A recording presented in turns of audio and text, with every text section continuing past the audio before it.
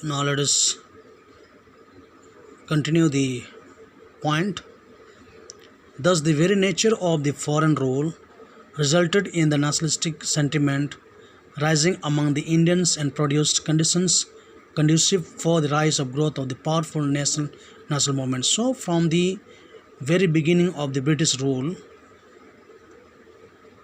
the Indian people had the feeling of nationalistic,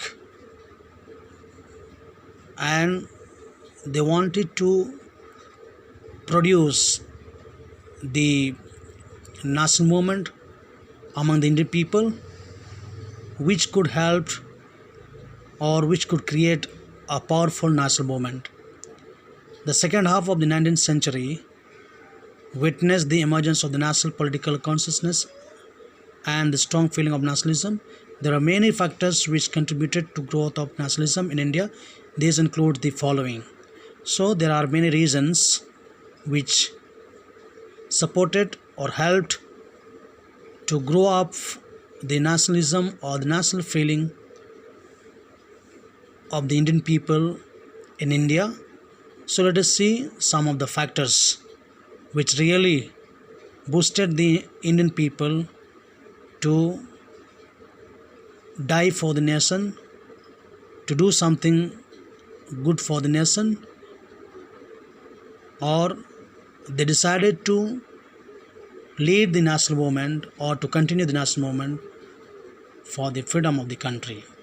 So let us start with the first point: economic exploitation. There are many factors that aroused oppositions to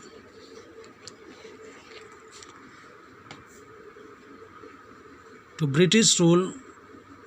Economic exploitation was the most important among them. So already we have discussed in the previous chapter, first chapter, that British exploited the Indian people economically.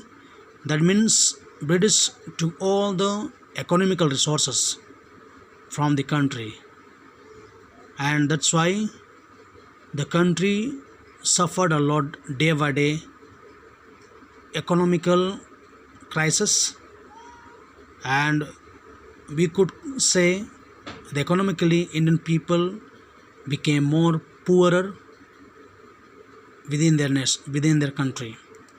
The Indian realized that the general aim of the British policies in India was to promote their own interest at the cost of welfare of India. So actually British had a plan or made a mindset that they only will look for their own benefit. They will not work for the benefit of the people or for the development of the people of the country in India. The economic discontent of different sections of the society was as follows, and there are many group of people who were against of the British economical policies.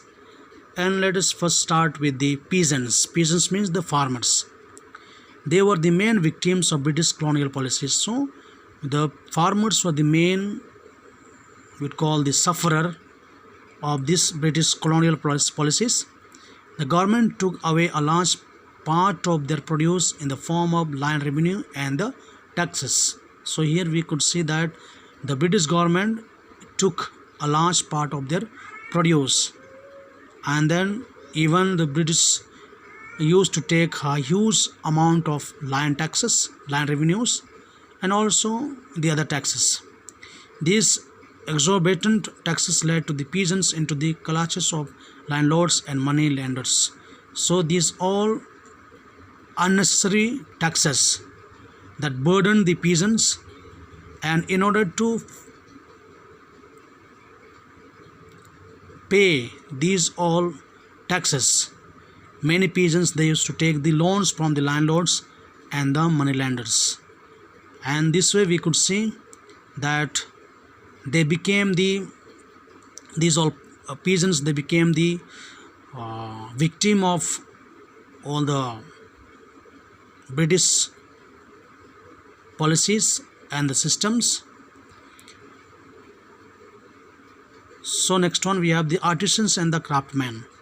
The artisans means the workers, skilled workers who work in the cottage industries, or the craftsmen, like we can say the carpenters, goldsmith, and many more uh, group of people who are busy in some of the special works.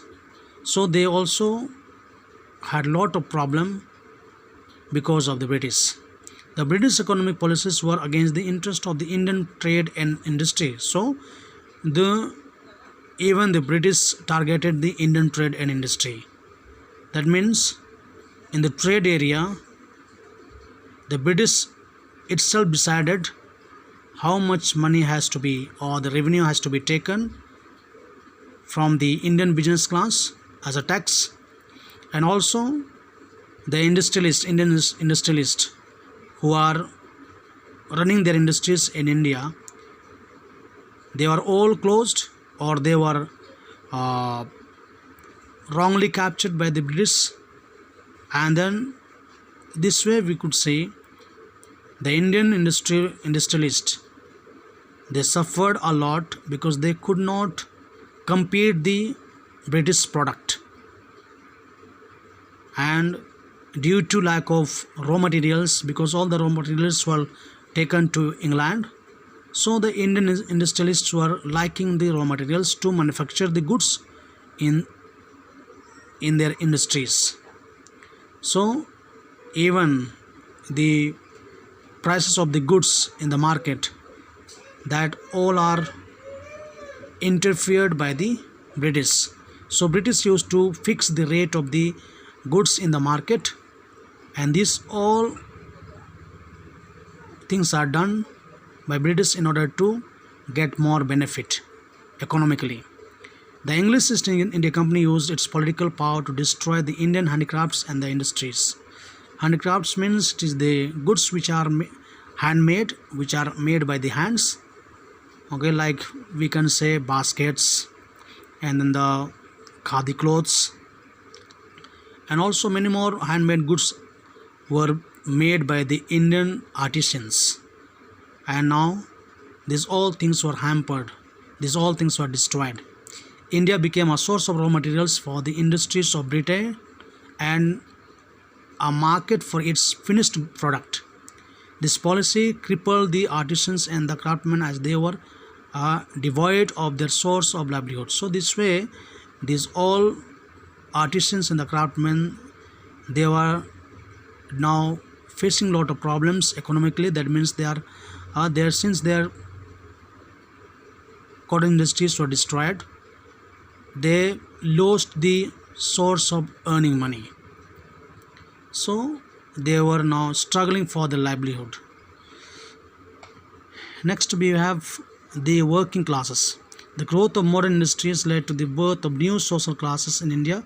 The working class, they were exploited by the factory owners. So there are many Indians who are working in the British industries in India, and then these all workers who are exploited in the factories, who are not paid good salaries, and they are made to work 24 hours, and also they are provided very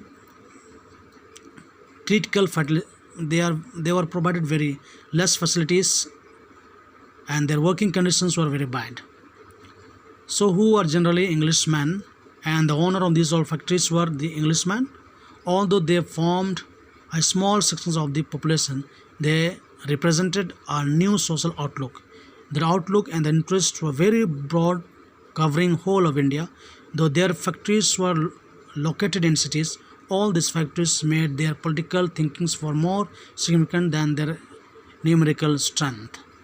So this way the workers, they had a lot of problem against the British. Now fourth number, educated Indians. The only employment available to the educated Indians was government service, in which competition was high and chances of promotions were bleak. So the Indian educated group also had to go through with lot of competitions. Okay, though they were educated, but to get the government job they had to write so many competitive exams, and often they got failed. Only the preferences were given to the British students or the British educated people, and even those Indians who are there in the jobs, they were not considered or they were not given the promotions in the jobs.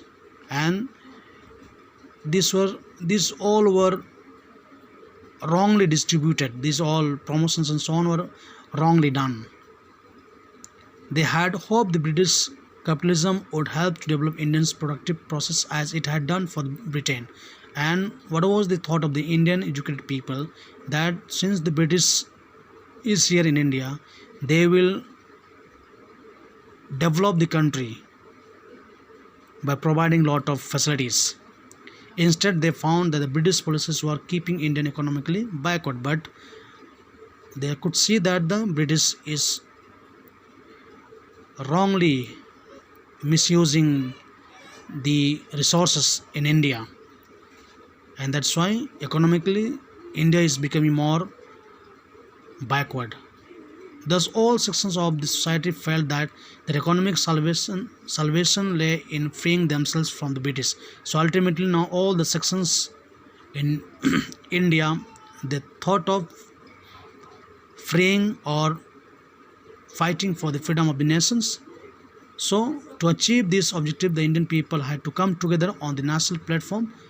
In this process, the spirit of nationalism received a powerful stimulus. So in this way, now all these groups, they decided to come together against the British power and to chase them away from the country, so that these all group of people may have their own country, their own freedom, their own rights.